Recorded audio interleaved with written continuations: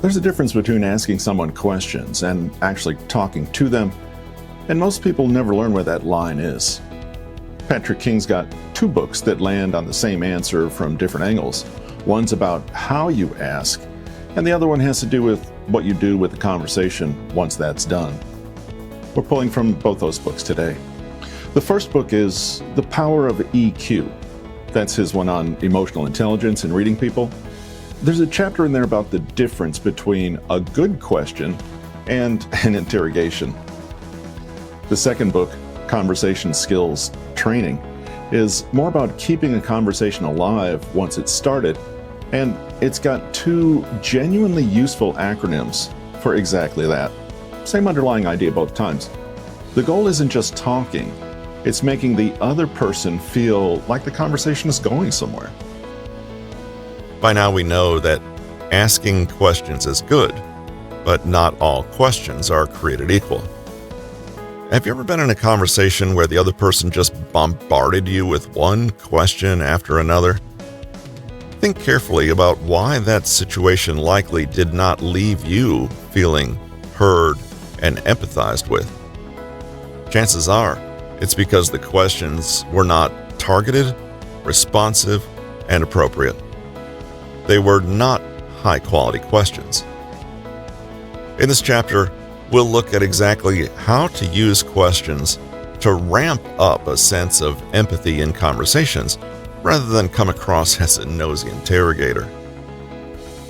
Emotionally intelligent people use questions strategically as very specific and fine-tuned tools in their mission to create rapport and demonstrate empathy. While it's usually better to ask questions than to make a statement, there's no wrong way to go about it. Knowing what we know about emotions, labeling, and validation, let's take a look at how to do it right. Anatomy of a good question.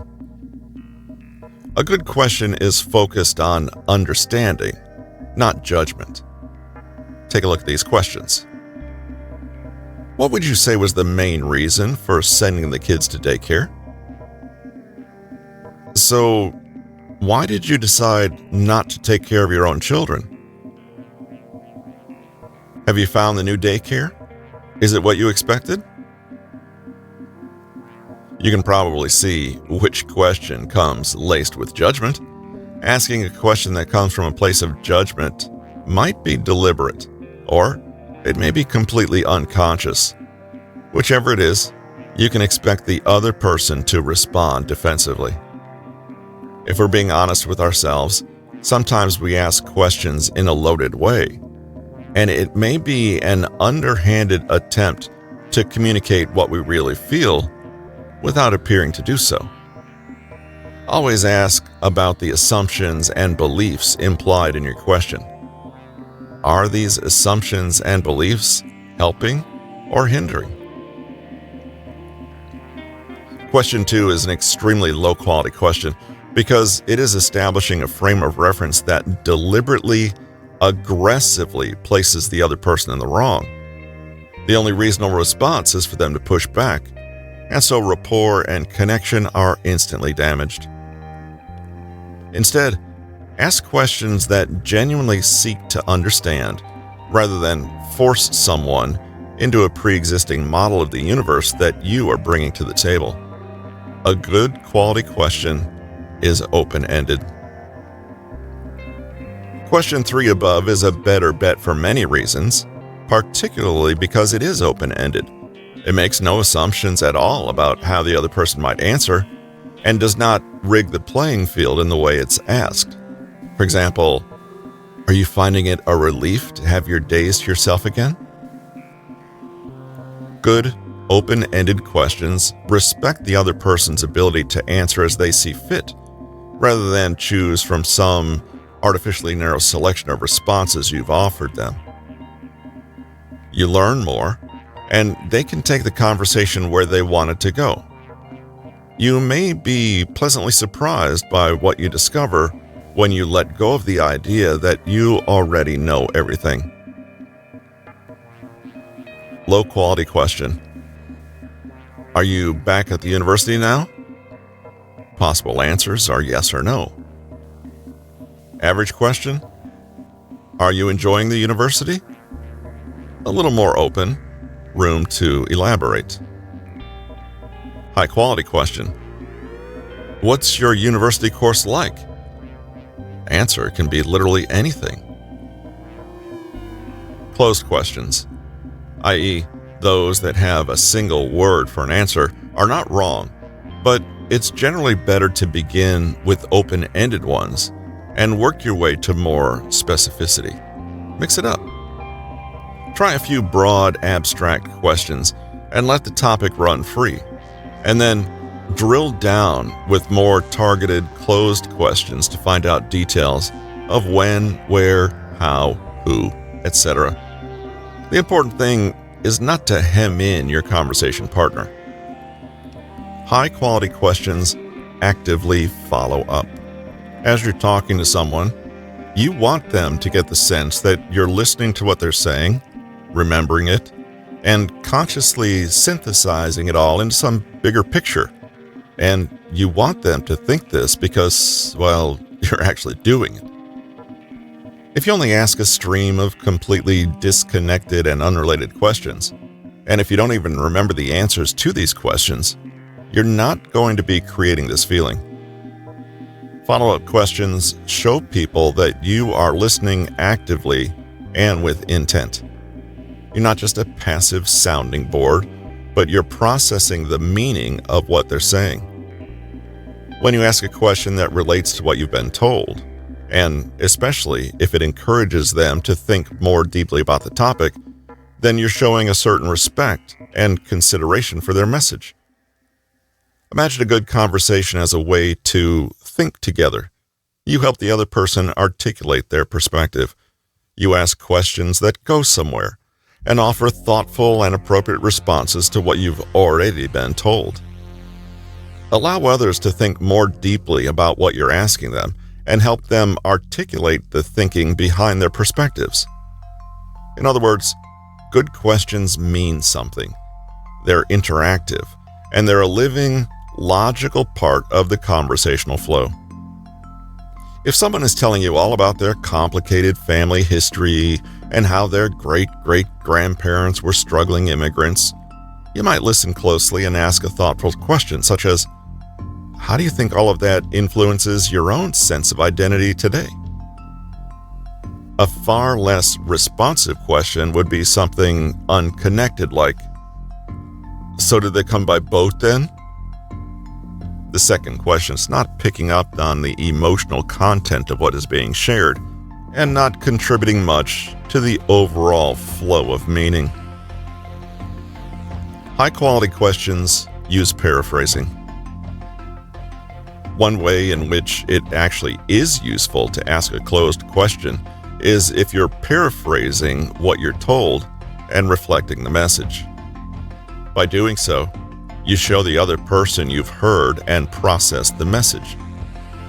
Offering a little summary or conclusion in your own words really shows that you've taken on board what they've said. Not just the words themselves, but the meaning behind the words. So, they might be talking about anxieties they have, and you ask a question about their worries or concerns. The meaning is intact. You're just expressing it with different synonyms.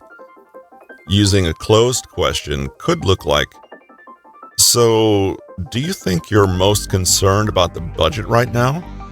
Or, seems like you're worried about the money side of things. Have I got that right?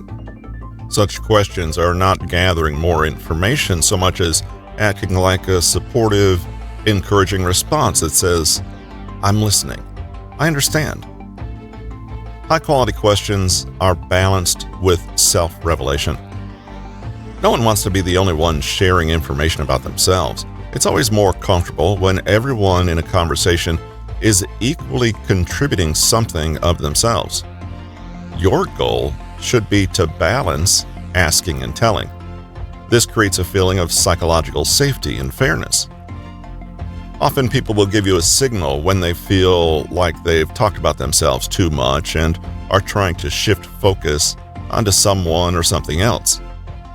Anyway, enough about me. Or, what about you?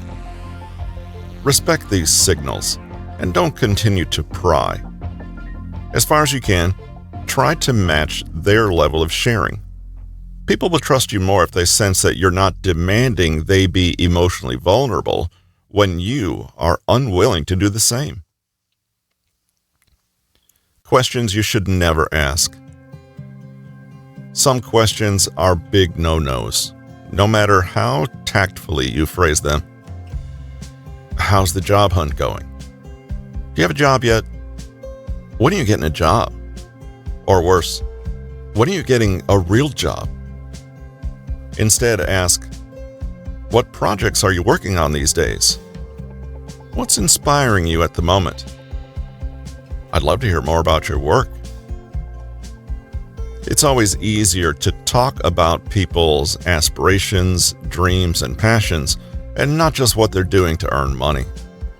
There are too many hot buttons you might accidentally press.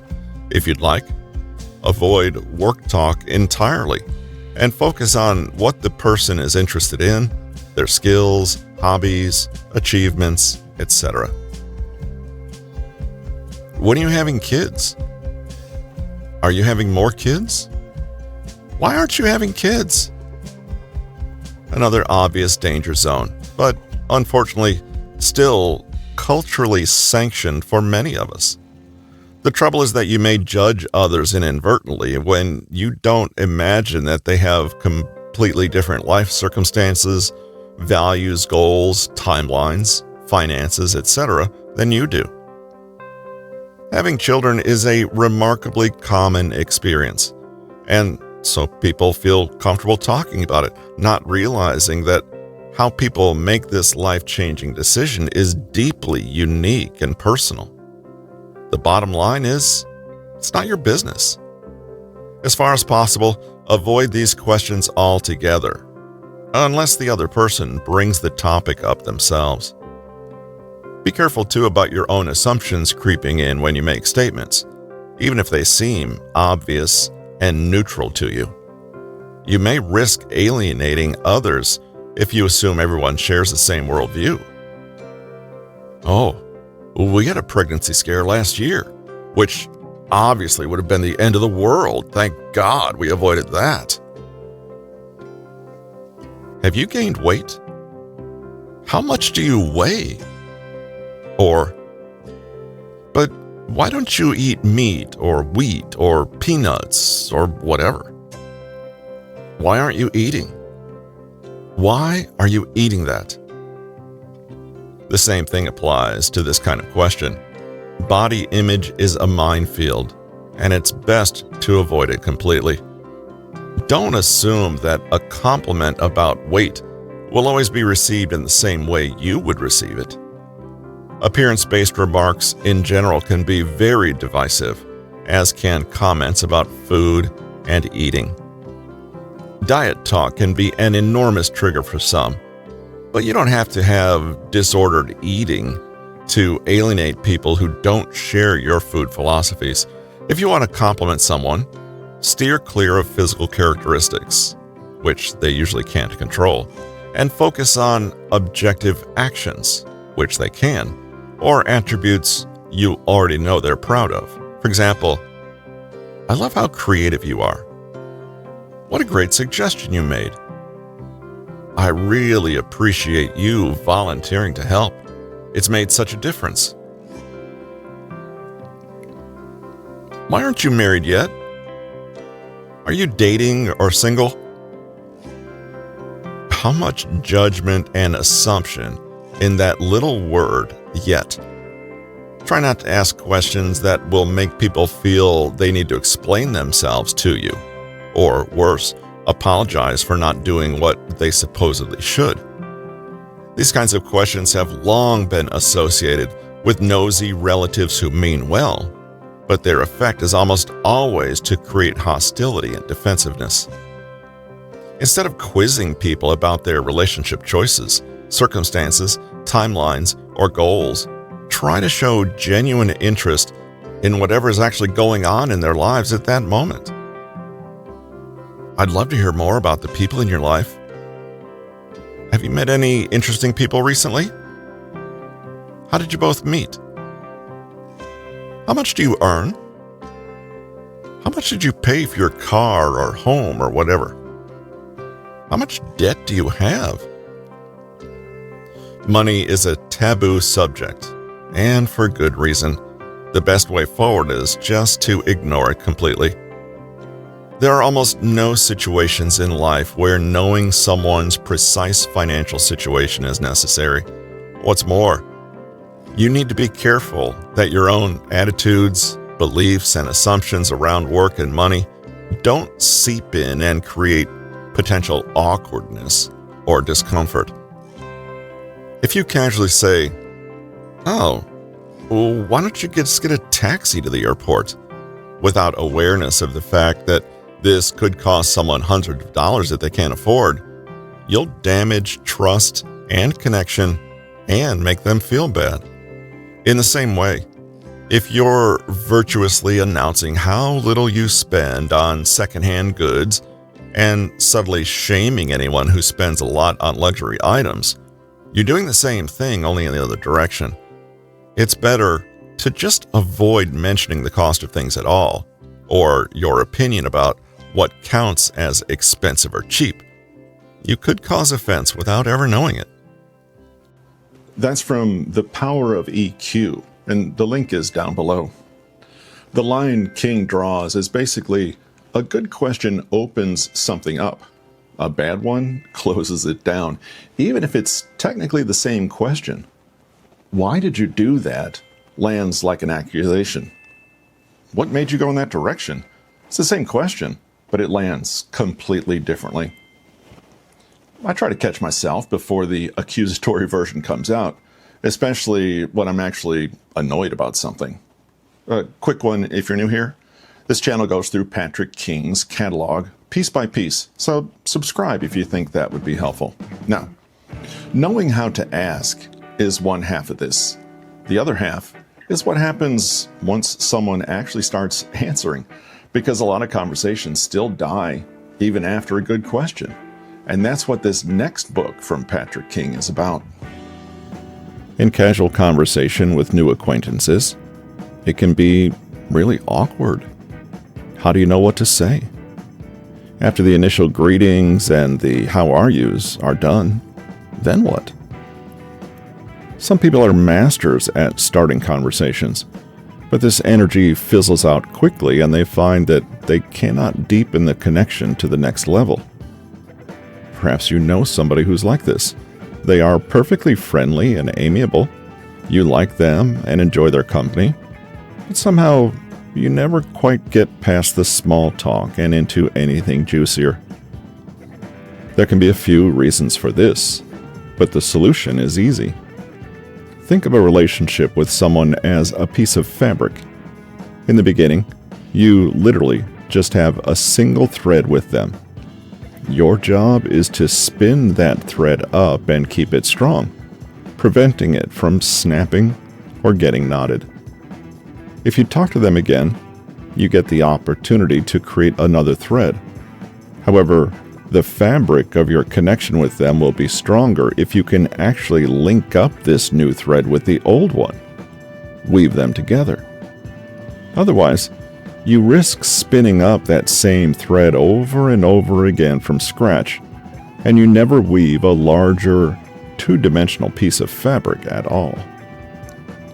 Relationships take time.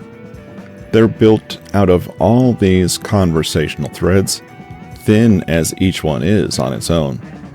The more there are, and the more connected they are, the more you will feel that your sense of rapport with the other person is deepening.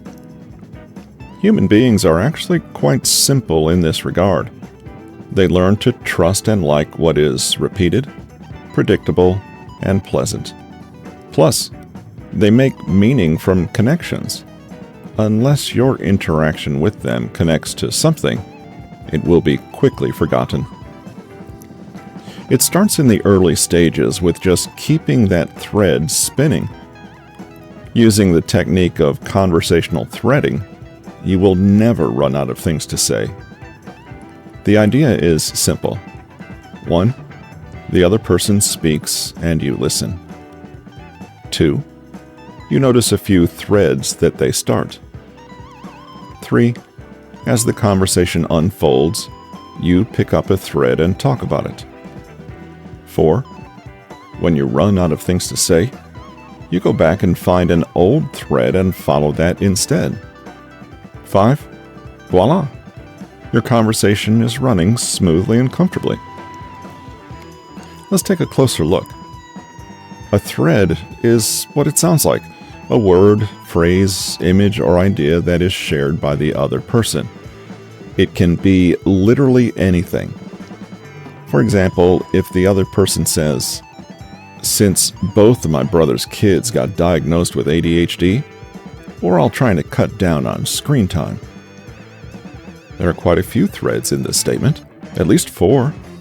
There's the brother's kids, the fact of having less screen time, and the idea about ADHD diagnoses. As you listen, hear these threads and pick them up. For example, "Oh, is that your brother you said lived abroad? How old are your brother's kids?" Yep, I can relate. I've been trying to manage my own internet addiction these days. Wow. ADHD in both kids. I wonder how common that is. As you can see, you can pick up a thread and ask a question about it, or just react and make a comment. But as you can imagine, each of these threads leads somewhere else. One will result in a long and impassioned conversation about the perils of TV on developing brains, while some others might fizzle out after a few short responses. For example, "Yeah, he's my older brother. He's currently living in Belgium with his family." Should you happen to talk a little more about Belgium or living abroad and find that avenue eventually runs dry, you don't need to worry. You can backtrack, drop the brother Belgium thread, and pick up somewhere else. Of course, to do this effectively, you need to really pay attention and remember what you're told. Store those little threads for later. So anyway, was their ADHD diagnosis done there in Belgium? 2 things have happened now. You have communicated to the other person that you were listening and paying attention, but you've also gently pivoted away from a dying topic and into one that might be more fruitful and interesting. Rather than it feeling like you're flitting from one shallow talking point to the next, though, it will seem as though the conversation is naturally developing and deepening. One way to make sure this is happening is with, surprise, surprise, questions. But questions that probe a little deeper each time. So your first question might be about the plain facts and details of who lives where and how old they are. The next time you pick up this thread, though, you can ask about how people felt about these details. What do they want to do next? Why? What does all this suggest about their values, their sense of meaning and purpose? Note that you can do all this without it feeling like you're grilling them or hunting out juicy gossip. Start by sharing a little something of yourself to set the tone. For example, looking back, I've wondered if maybe I had ADHD as a kid. On the other hand, I'm not sure whether being diagnosed back then would have changed who I am today, The thread continues, but it's deepening and gathering meaning as it goes. You could do this with every one of the 4 threads above, even returning to certain ideas days or weeks later. You're weaving that fabric. Without them even realizing it, the other person may start to find you trustworthy and relatable, all while feeling that they are talking about themselves. In real life, skilled conversationalists tend to practice conversation threading without even knowing it. But if you're the sort of person who gets anxious about being on the spot with nothing to say, conversation threading may be just the thing to come to your rescue. Here are a few ideas to make it even more effective.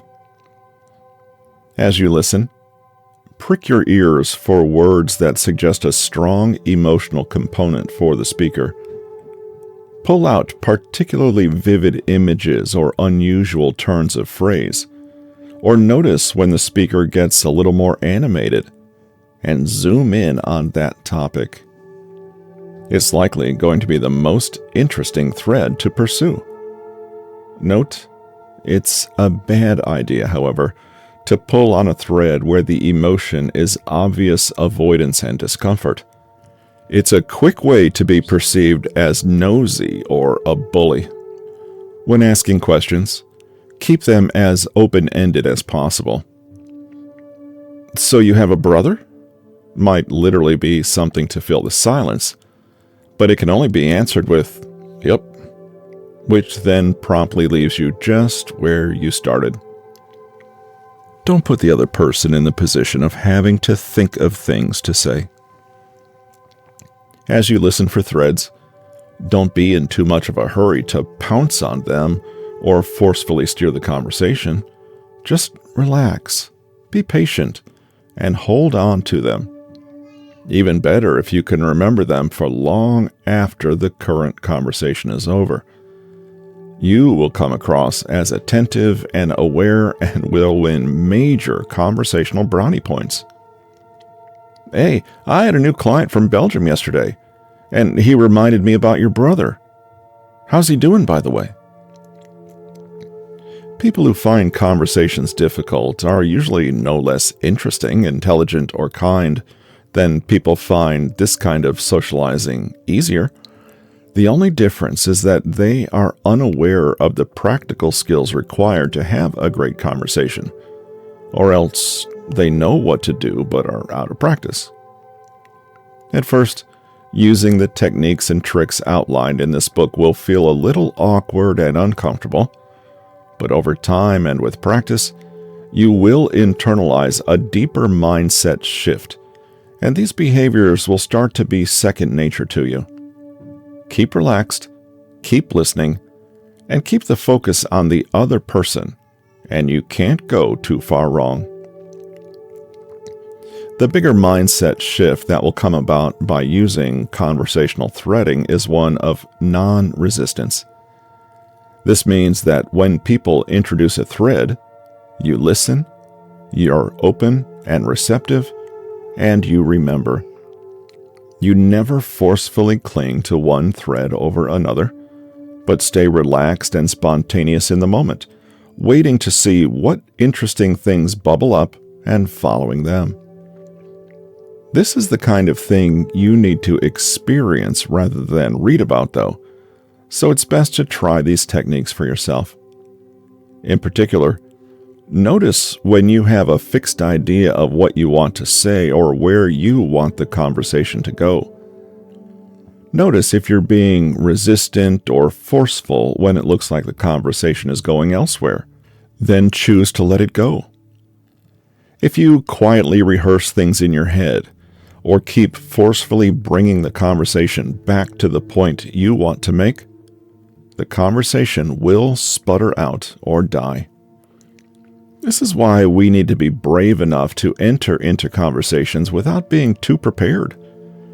If we have too fixed an idea of how things should go, we're not really listening for opportunities for it to be something better. Threading is what keeps you inside what they just said. The next piece is what to reach for when there's nothing left to thread.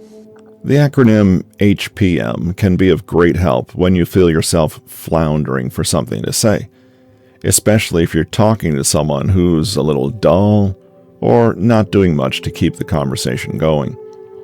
It stands for history, philosophy, metaphor.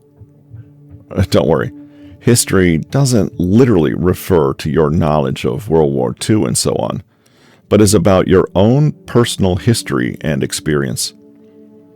You mention something in your own past that connects to what has just been said. Let's say someone mentions skydiving. You could say, "That reminds me of a friend I had who went skydiving once. She was so terrified, she changed her mind right at the last moment, and then..."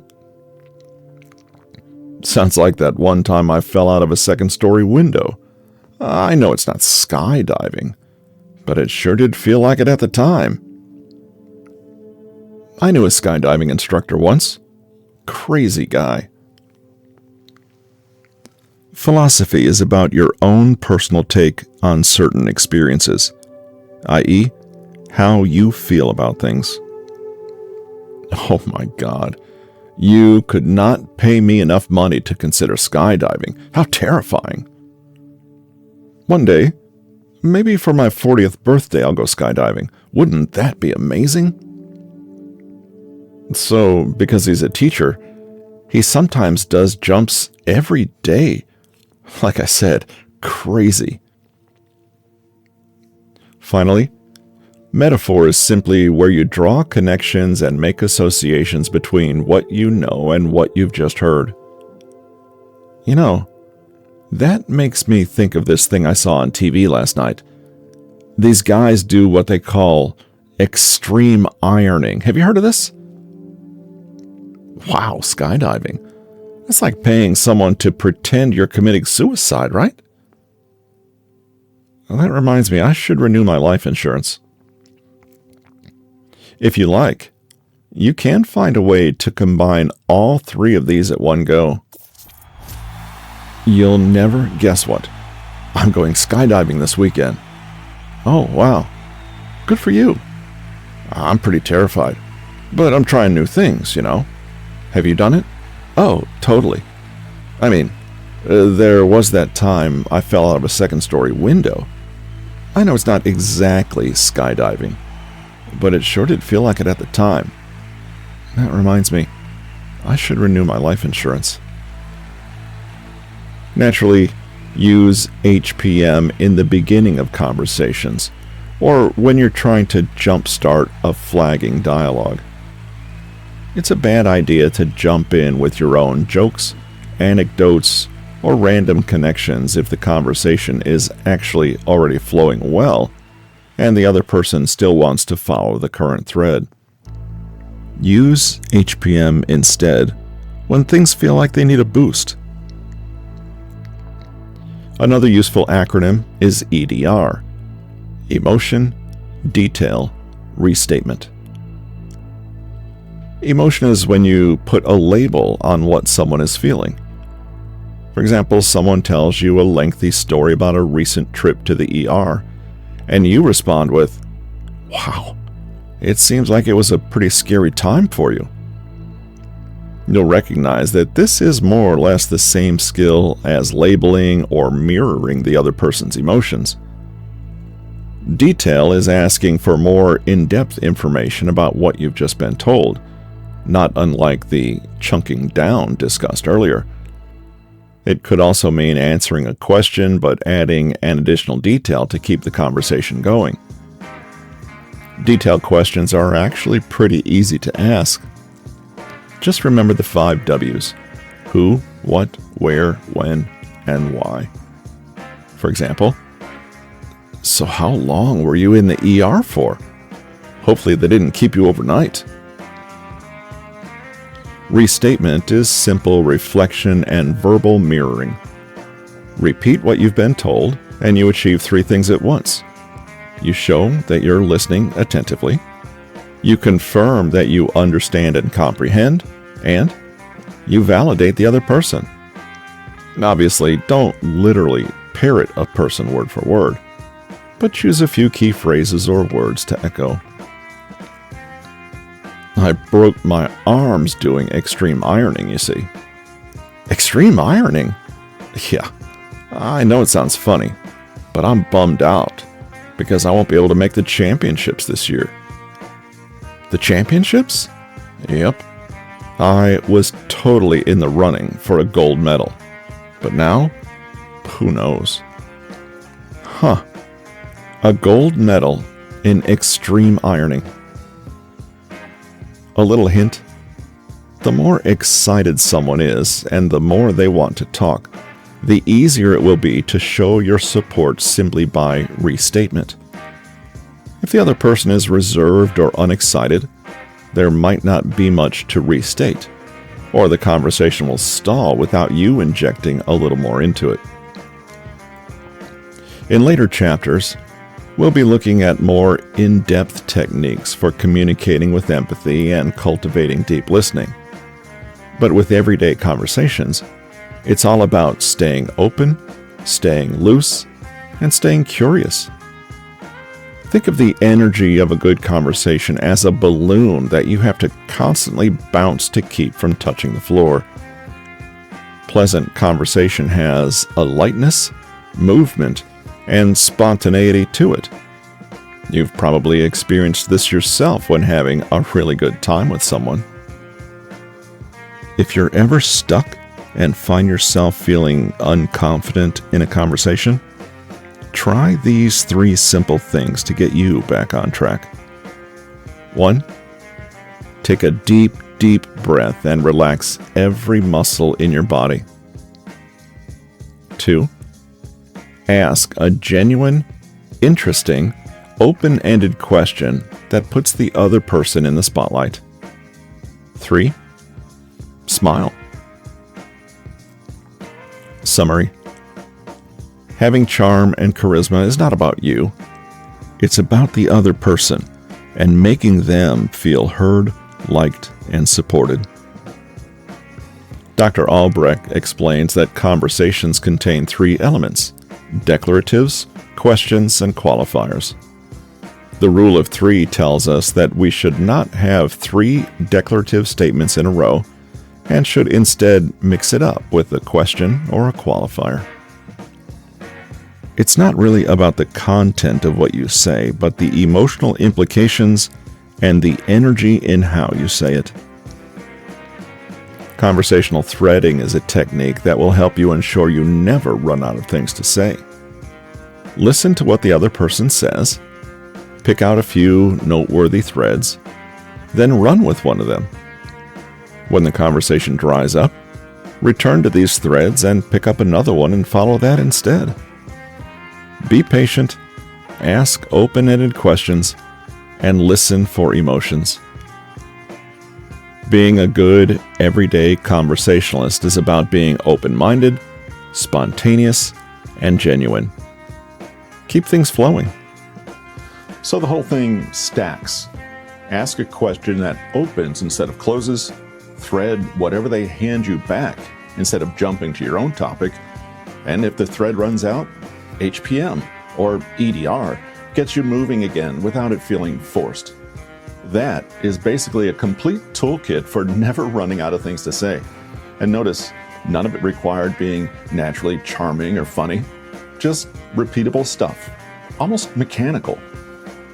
Both books are linked below if you want the rest: The Power of EQ and Conversation Skills Training. Same author, Patrick King.